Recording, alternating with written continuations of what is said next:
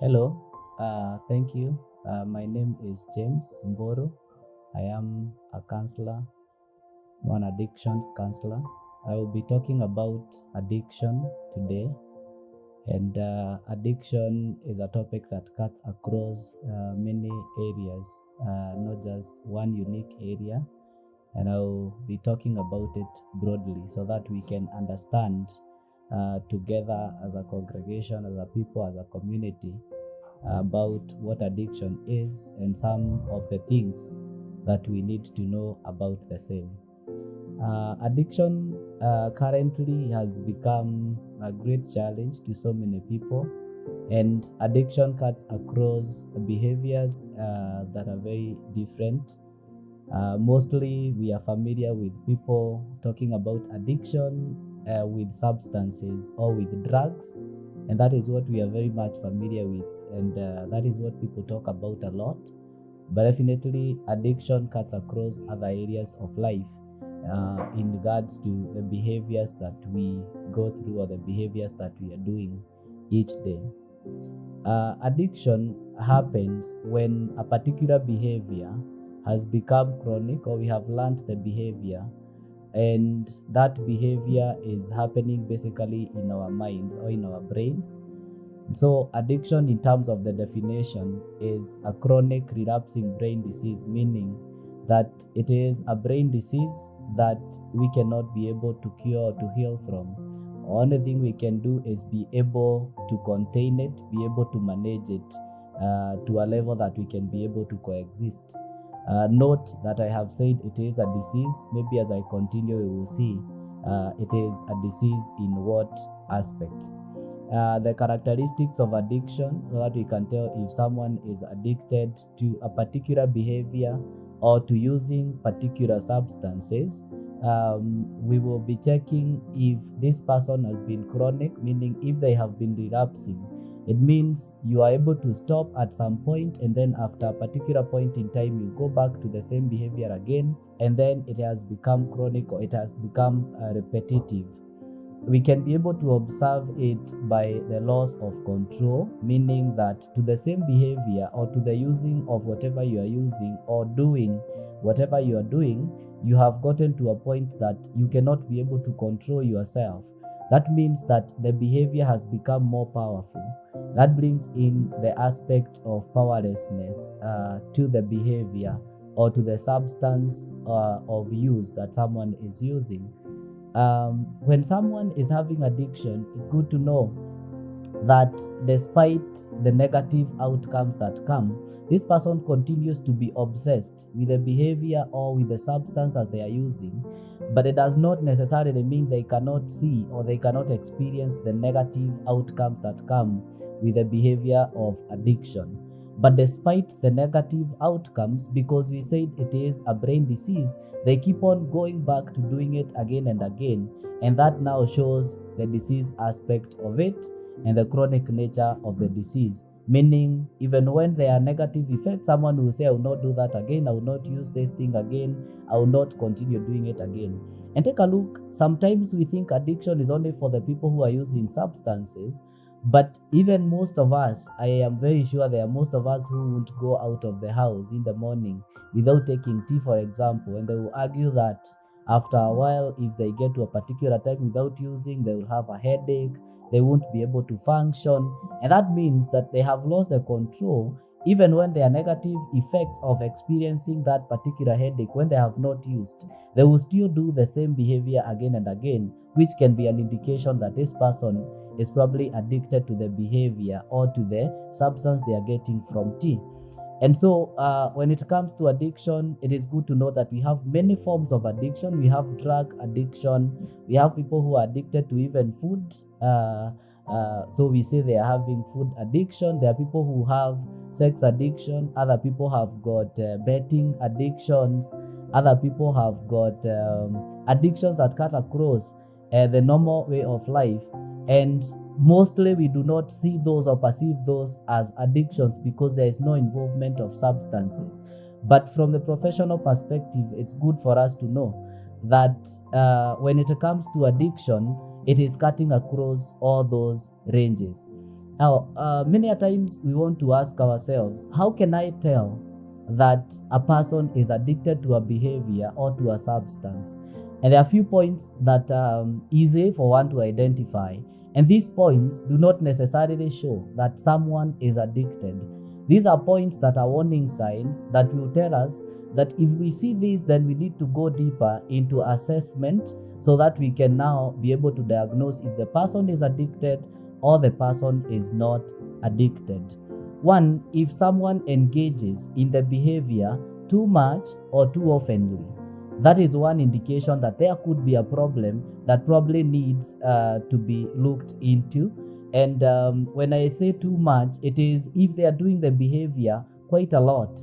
But too oftenly, it means they could not be using the substance or doing the behavior too much, but then they are doing it many times. So if it is many times or too much, then we can be able to say that there is something that we need to understand much more to ascertain if there could be addiction. Number two, if the behavior feels out of control, that whatever you are doing or whatever you are using, you're now starting to feel you want to not do it, but then you're not able to control to what level, to what extent you're going to be doing the same thing. Then you can be able to go deeper and assess if there is the aspect of addiction to that behavior or to the substance or to the thing that you are doing. Then you can go deeper and assess if there is addiction. The other thing, if the behavior or if the use of this substance has endangered your life, if it has put at risk your health, if it is putting at risk your freedom, if it is putting at risk your relationships with other people, but then you are still continuing to do it again, even when there are risks to all the other aspects I have talked about, then it can also be a warning sign that you might need to assess more to tell if there is addiction that this person is going through. And all these are indicators of what we would call compulsiveness. Because we are doing it again and again and again, we have lost manageability, we have lost our power to control it, but then we are still continuing to do it more and more. Then we can go deeper and try assess whether the person is going through an addiction of a particular level. When there is the aspect of addiction, and that means that we need to go to the details and assess if the person is going through addiction, and how can we be able to help them so that they do not sink even deeper into the problem. When we talk about powerlessness, there is a very important aspect of addiction that we can tell because the rest of us can be able to see it. Now, the evidence to powerlessness, that this person has lost their powerlessness, then we call that unmanageability. And that is what we normally see when we can tell that a person has an addiction. So if someone has not been able now to contain their feelings, to contain their emotions, to contain their behaviors, to how they relate with other people, then at times that we could call internal or inward unmanageability, which breeds now over time to what we can see. Is it hygiene? Is it how they are now talking to us that we have issues with how we relate with other people, and now we are having conflicted relationships, and now we are indulging in this activity? It is now making us not be able to function well at work. We are now having issues at our workplace in terms of our delivery of the expectations. We are not getting that right. Is it arrests, multiple of them, that now we have cases here and there, some of which we are not even able to explain how we got ourselves into the situations? Then that is what we call outward unmanageability. And this outward unmanageability basically is now the outward evidence of powerlessness. Now, this is what the rest of us see, but we think as a moral issue.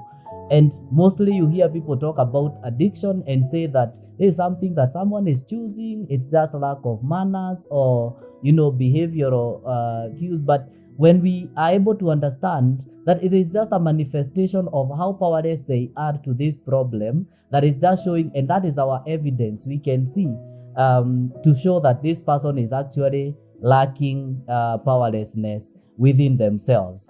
So when it comes to the helping of this individual, it is quite important when we understand that the person is not as per se lacking manners, is not as per se lacking manageability because they have chosen to, but because they are sick. Now, I started by saying that it is a brain disease, asking us, how then is this not a behavior? Because sometimes we are wondering, if someone is addicted to pornography, for example, they just need to know that it is immoral. They just need to know as a Christian it is wrong. They should just quit and not do it. But you say that it is a disease. It means that it is not about the choices they make now. They are already into it as a problem or as a disease. Basically, it happens within our brain, and 4 things that happen in the diagnosis of the problem. If something has to be a disease, it needs to meet 4 criteria. Number 1, it needs to have signs and symptoms, which I have talked about signs and symptoms of addiction.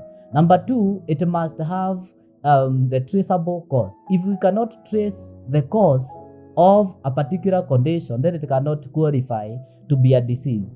Now, addiction happens because of lack of control, which is coming from heightened tolerance. And tolerance is, if you are taking some tea today, you take a glass or a cup and you're okay, you feel good.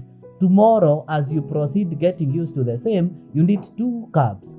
As you take a while, you need 3 cups. But as you continue increasing the quantity, the feeling that you're going to get from it is exactly the same feeling that you got from the first cup. And that means the only thing that is growing is tolerance, that your mind is getting used to it. If someone is addicted to sex, if someone is addicted to food or something else, it's only that they are increasing the rate at which they need to achieve the same feeling that they were able to get at the beginning, which now we say that the cause of addiction is heightened tolerance despite the negative outcomes, which grows now to a habit. Then the point number 3, when it comes from the traceability of cause, the point number 3, it must have a mode of treatment or containment, because there are diseases that we cannot cure. For example, addiction, which is also a mental illness like the others. You cannot say you have cured from it. What we can do is contain, have a model of containment that I will talk about briefly. Addiction has got a broad spectrum of treatment, but the most preferred model of treatment for addictions is where we have a holistic approach. Why? Because addiction happens to be the presenting problem, but underneath there are so many other factors that actually show or that have acted as foundations to the bigger issue that we can see. So when someone is coming to you with addiction, it is important to go deeper to, are these persons having traumas to deal with? Are these persons having family issues to deal with? Are these persons having losses that they have not been able to deal with? Are these people having chronic stress disorders? Do they have other co-occurring mental disorders, as we call them comorbidities? Which means that addiction sometimes can be brought to us as the primary disease. But then underneath you realize that there are so many other issues that if they are not resolved, we might not be able to achieve the treatment of addiction. So when it comes to the containment of the disease, because it's chronic, then we have to go to the details of what have led to this person being in the situation they are in today. So whenever we see someone struggling with any forms of addiction, it is important for us to know that they have other battles that they are dealing with, which are just hiding. And what we can see is addiction, but going to the roots of what has caused them to that point is also a very, very important aspect of it. So the model of treatment has to be holistic. Do we have the medical attention that this person needs? Because if they don't use, they experience withdrawal symptoms of not using. Some of them will experience shazers, some of them will have tremors, some of them will have delirium tremens, others will have headaches, others will be nauseated, and all those issues that come along when they have not used. Others will have hallucinations and things like those. So we need a medical involvement. Do we have the counseling interventions that are needed for this person? And when we think about it wholesomely, then we can always think about what do we need to do so that we can help this person. Wholesomely means that we have looked at the counseling approaches, we have looked at the medical approaches, we have looked at the social approaches, economic approaches. Have we empowered these people after treatment, or we are just letting them just go and maneuver their way, out there?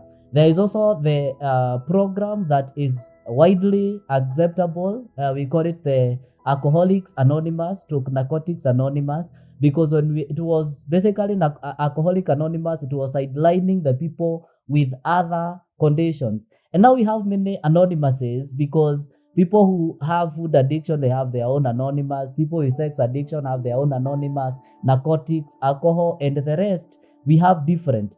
They are fellowships of men and women who are just admiring or desiring to heal from those addictions. And so when we have that holistic approach, then we can be able to help these people in a better way. It would be wrong if I finished my talk without talking about the family approach, which is widely going to be involved when it comes to counseling, because treatment for addiction does not always have to be very voluntary. But how we involve the families also plays a very, very big role. The family involvement, because these happen to be the immediate support system for people who are struggling with addictions. And if there's the support system, we say that healing for someone in addiction happens from willingness.